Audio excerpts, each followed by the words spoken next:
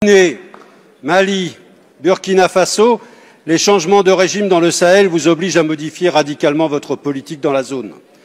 Au Mali et au Burkina Faso, les coups d'État militaires semblent moins contestés que la présence française. Certains pensent même que la prise de pouvoir par les militaires est un gage de retour à la souveraineté. Entendez-le. Les sanctions de la CEDEAO contre le Mali ont été vécues comme ayant été pilotées par la France. Or, elles vont appauvrir les Maliens et les peuples aux alentours. Ça aussi, vous devez l'entendre. Le résultat de votre obstination, c'est que notre ambassadeur a été expulsé du Mali. Les peuples du Sahel veulent se libérer d'un lien de subordination avec la France.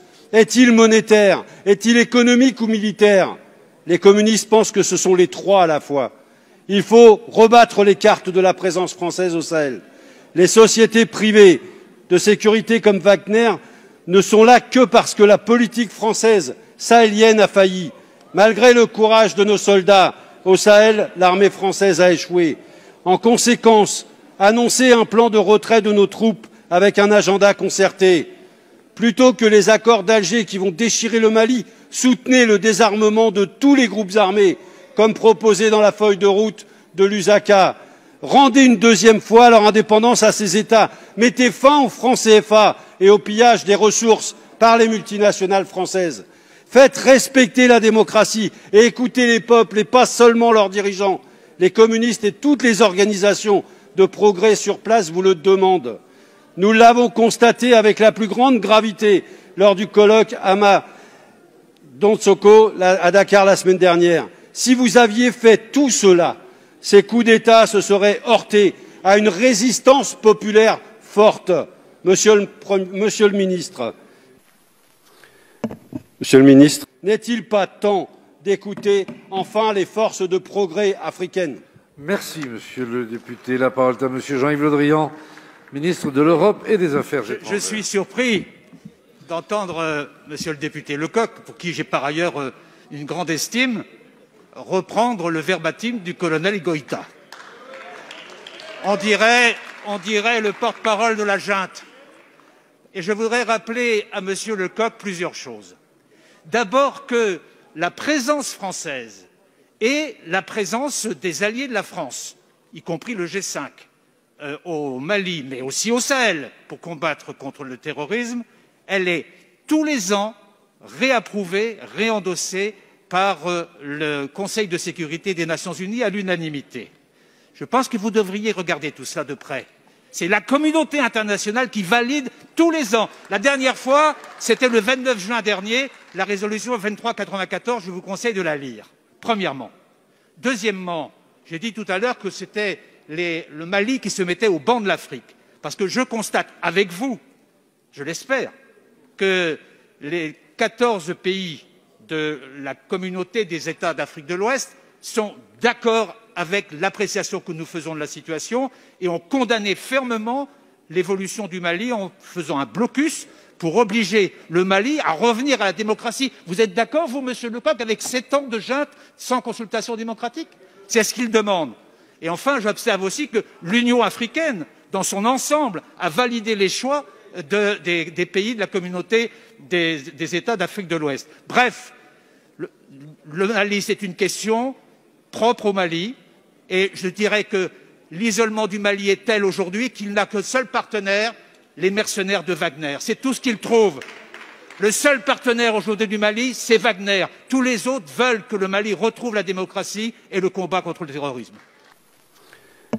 Monsieur le ministre, Madame la Présidente, mes chers collègues, c'est à regret que je me tiens ici pour défendre cette motion de rejet préalable du projet de loi autorisant la ratification de l'accord de coopération entre la France et les États membres de l'Union monétaire ouest-africaine. Vous avez fait un lapsus, Monsieur le ministre, vous avez dit l'Union économique et monétaire, ce qui n'est pas tout à fait la même chose.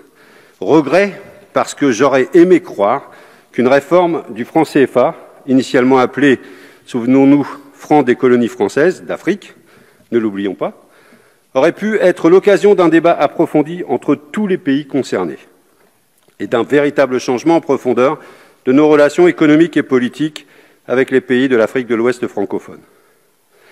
Pourtant, rien ne s'est passé comme ça. Sur le fond, cette réforme n'a pas été faite pour changer quoi que ce soit. Sur la forme, la méthode pour mener cette réforme confirme la condescendance de la France vis-à-vis de ces pays. Car pour ne rien changer, pas besoin de concertation. Personne n'était au courant de l'annonce de la réforme en décembre 2019 par Emmanuel Macron à Abidjan. Seul son acolyte ultralibéral, Alassane Ouattara, en avait connaissance. Lui qui a été mis en place par les chars français en 2011 et qui est le champion de toute catégorie de la multinationale Afrique à forte composante française. Lui qui vient d'ailleurs de s'arroger un 3e mandat inconstitutionnel au moyen d'une répression implacable des opposants. Quant aux partenaires de l'Union monétaire de l'Ouest africain, l'UMOA, qui gère le franc CFA, à savoir le Bénin, le Burkina Faso, la Côte d'Ivoire, la Guinée-Bissau, le Mali, le Niger, le Togo et le Sénégal, ils n'étaient même pas informés. Pas plus que le gouverneur de la Banque centrale des États de l'Ouest africain qui pilote cette monnaie. Lorsqu'Emmanuel Macron a expliqué le sens de la réforme en décembre dernier à Abidjan, il a dit, je cite, « J'ai souhaité pouvoir mettre à plat l'ensemble des sujets pour écrire une page nouvelle de notre histoire commune. » Fin de citation. L'idée ne lui a donc pas été soufflée par les États membres de l'UMOA, comme on veut bien nous le faire croire encore ce matin. C'est encore et toujours Jupiter qui a décidé seul. Or, un changement de monnaie, si l'on respecte un tant soit peu les peuples concernés, aurait dû être un chantier démocratique, transparent et ouvert, quitte à être long. Prenons notre exemple. En 1992, lorsque la communauté européenne a choisi de devenir l'Union européenne et de passer à l'euro, il y a eu un référendum en France. Il posait bien l'enjeu du passage à la monnaie unique, 7 ans plus tard, avec un calendrier précis. Peu importe ce que l'on pense du résultat, mais force est de constater qu'au moins, sur la méthode, les choses étaient plus démocratiques. Ici, que nous propose-t-on? La ratification d'un accord de coopération seulement. Même pas le calendrier de mise en place de l'éco. Et même, l'ordre de ratification est suspect. Pourquoi la France est-elle le premier pays à ratifier cet accord? Pourquoi, en toute logique, ne pas avoir attendu la ratification des autres pays directement concernés pour terminer par la France? Notre Parlement aurait de ce fait pu tenir compte des débats démocratiques dans les pays directement concernés par cette réforme. Logique, non? Question de méthode. Cette réforme est par conséquent un non-sens complet. Cela justifierait à elle seule que l'on rejette ce texte. Mais vous avez encore la possibilité de le faire. Parce qu'il ne faut pas oublier que l'on parle de quelque chose qui est absolument fondamental. On parle de monnaie, c'est-à-dire d'une institution politique et économique. C'est la monnaie qui permet à une zone de déterminer et de piloter son économie pour obtenir des résultats de développement précis. Et qu'en est-il de cette réforme du franc CFA? Va-t-elle permettre de piloter ces taux de change pour permettre de favoriser ses exportations ou ses importations? Va-t-elle laisser aux pays de la zone le choix de s'adosser à une monnaie plutôt qu'une autre? Va-t-elle permettre de piloter son inflation, ses taux d'intérêt, le poids de sa dette, et j'en passe? Eh bien non, rien ne changera. Le lien ombilical du franc CFA avec la zone euro va perdurer. Il s'agit de la parité arrimée uniquement à l'euro, la liberté des transactions et la convertibilité illimitée entre les deux monnaies. Ce triple lien permet à toute multinationale qui fait du commerce dans la zone monétaire du franc CFA de bénéficier d'une sécurisation de ses investissements sur le long terme grâce à la parité franc CFA euro, de convertir ses profits réalisés en franc CFA vers l'euro, puis de rapatrier ensuite ses capitaux vers la zone euro. Prenons simplement la parité fixe euro-franc CFA. Pour ceux qui travaillent en euros, aucun problème, on est d'accord. Mais quand vous avez des secteurs entiers qui travaillent en dollars, c'est très compliqué. L'euro varie tous les jours face au dollar, et donc le franc CFA varie tous les jours face au dollar. Et lorsque les taux de change dollar-euro varient trop, des secteurs économiques entiers, on a connu ça nous, avant le passage à l'euro, peuvent perdre leur compétitivité du jour au lendemain. L'Agence française de développement avait d'ailleurs tiré la sonnette d'alarme il y a quelques années en indiquant que la parité fixe avait été l'un des principaux facteurs de l'effondrement du secteur du coton au Burkina Faso. Tenons les leçons de l'histoire. Il pourrait donc être dans l'intérêt de certains pays dont les secteurs travaillent avec d'autres monnaies que l'euro de s'arrimer à d'autres monnaies. Le système du franc CFA favorise donc le lien entre zone euro et zone CFA. Cela entrave le commerce entre les membres de l'UMOA et également avec la CEDEAO. Cela explique que 50 ans après les indépendances, l'Europe soit encore le premier partenaire commercial de la plupart de ces pays, alors que le commerce à l'intérieur de l'Afrique entre ces pays représente moins de 15% au total. Ça doit vous parler, Monsieur le Ministre, ce commerce extérieur. Ce chiffre est un véritable échec du franc CFA. À lui seul, il justifierait d'ailleurs sa remise au placard de l'histoire. Il n'y a au sein de l'UMOA aucun mécanisme de solidarité, aucun marché unique, aucune union politique et pas d'intérêt économique, finalement, à partager une monnaie qui serait bénéfique pour chacun de ses membres.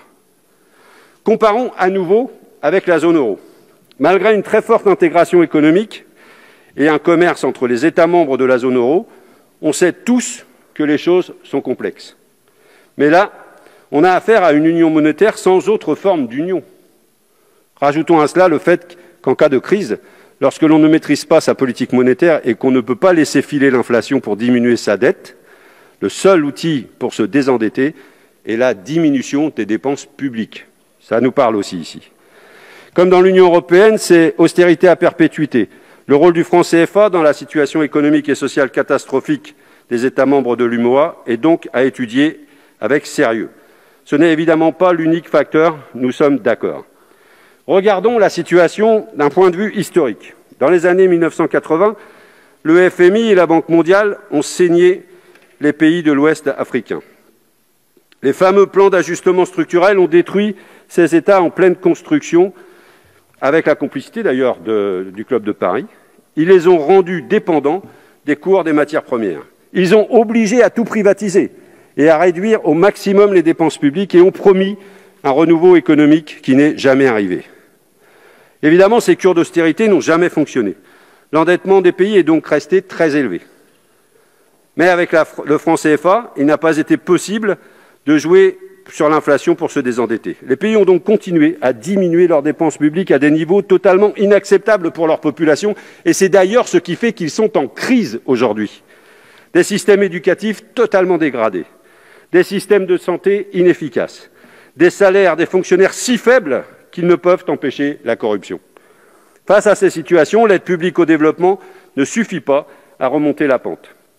Pauvreté, inégalités qui explosent, chômage de masse, désespoir de millions de jeunes et exil contraint. Et le pire, c'est que même avec l'aide publique au développement, la zone CFA est encore perdante. Tous les pays de l'UMOA sont dans la liste prioritaire de l'Agence française du développement. Une partie importante de notre APD est donc dédiée à la mise en place de programmes pour ces pays, dont certains consistent à construire des infrastructures. Or, qui est favorisé lorsqu'il s'agit de gagner des marchés dans une monnaie arrimée à l'euro? Nos multinationales, bien sûr. Le métro d'Abidjan est à ce titre un exemple funeste de ce genre de projet, dénoncé récemment par le sénateur communiste Pierre Laurent. Il a été confié, suite à d'immenses pressions du pouvoir français, sans appel d'offres, à un consortium d'entreprises françaises à un prix astronomique. La transformation du franc CFA en éco ne va donc en rien changer ce système.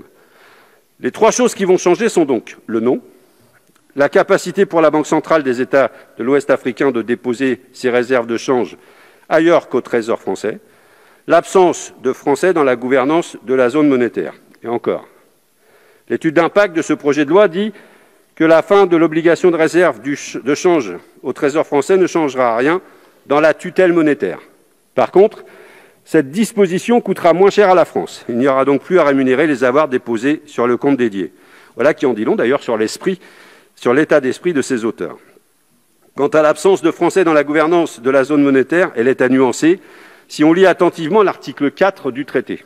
Au sein du comité de politique monétaire de la Banque centrale des États d'Afrique de l'Ouest, une personnalité indépendante et qualifiée sera nommée par le Conseil des ministres de l'UMOA en concertation avec la France. Je ne reprendrai pas ici une petite interpellation de Roselyne Bachelot cette semaine. Ainsi, la France sort par la porte pour mieux revenir par la fenêtre. L'objectif de la France vis-à-vis de l'UMOA est clair, faire taire les critiques populaires sur le franc CFA par une réforme plus que minimaliste. Concernant le nom de cette nouvelle monnaie, c'est une tartufferie, comme j'en ai rarement vu. ECO est le nom du projet de monnaie unique de la communauté des États d'Afrique de l'Ouest, une communauté économique qui englobe tous les États de l'Union monétaire ouest-africain, ainsi que le Cap-Vert, la Gambie, le Ghana, la Guinée, le Libéria, le Nigeria et la Sierra Leone. La CEDEAO, ou ECOWAS en anglais, avait choisi le diminutif de son acronyme anglais pour nom de sa future monnaie. Nous avons affaire ici à une OPA hostile sur l'écho de la CEDEAO. L'objectif de la France vis-à-vis de la CEDEAO est clair: couper l'herbe sous le pied du projet monétaire de cette zone et imposer son écho comme un fait accompli pour étendre l'influence de sa monnaie à tous les États membres de la CEDEAO. Cet objectif est clairement énoncé dans le rapport de notre commission. Je le cite à la page 22.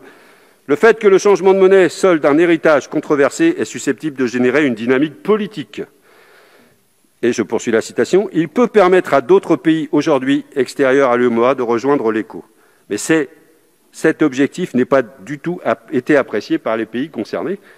Le Nigeria, poids lourd de la CEDEAO, a évoqué l'implosion de cette zone si la réforme du CFA était mise en place.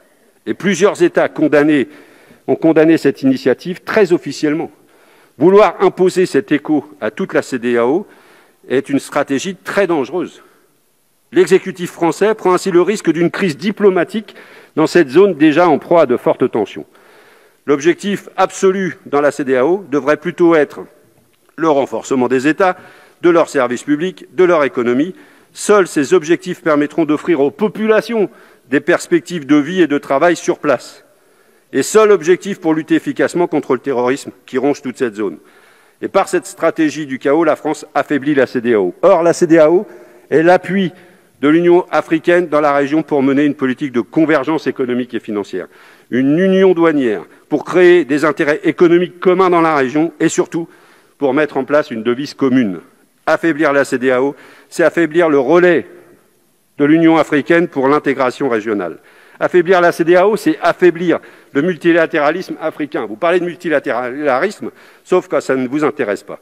Et j'imagine que personne ici ne veut aujourd'hui affaiblir le multilatéralisme africain. Voulons-nous être complices de cette stratégie de casse ? Que l'on me comprenne bien, je ne penche pas non plus pour le très libéral projet ECO de la CEDEAO.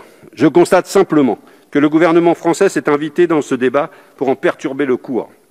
Cette monnaie, assumez-le, correspond aux intérêts des classes supérieures africaines tournées vers l'extérieur et aux multinationales qui travaillent en euros.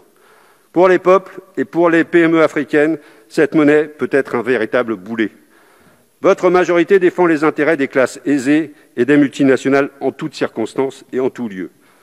Nous, députés communistes, nous opposons à cette réforme précisément parce qu'en toutes circonstances et en tout lieu, nous défendons les plus précaires, les peuples. Et pour cela, il faut un véritable renouvellement. L'exécutif français ne doit pas imposer sa volonté en faisant pression sur des dirigeants africains. Ces pays sont indépendants et il est insultant à leur dicter leur politique monétaire et économique. Cela ne fait qu'alimenter le sentiment anti-français. Avec cette réforme, nous sommes à 1000 lieues de ce qu'il faudrait faire pour réparer et construire des relations respectueuses, d'égal à égal, de coopération entre nos pays et nos peuples. Et pour finir, il faut se poser la question de l'intérêt d'une telle réforme pour les peuples. Eh bien, à l'occasion de ce travail, nous n'avons rien trouvé. Cette réforme n'est pas faite pour eux. Pourtant, c'est eux qui vont souffrir de ces mauvais côtés. Cette hypocrisie n'a donc que trop duré. Il faut rejeter ce texte et repartir à zéro. Vous en avez tout de suite la possibilité et entamer un véritable processus démocratique. Je vous invite à soutenir donc ce rejet. Merci, Monsieur le député.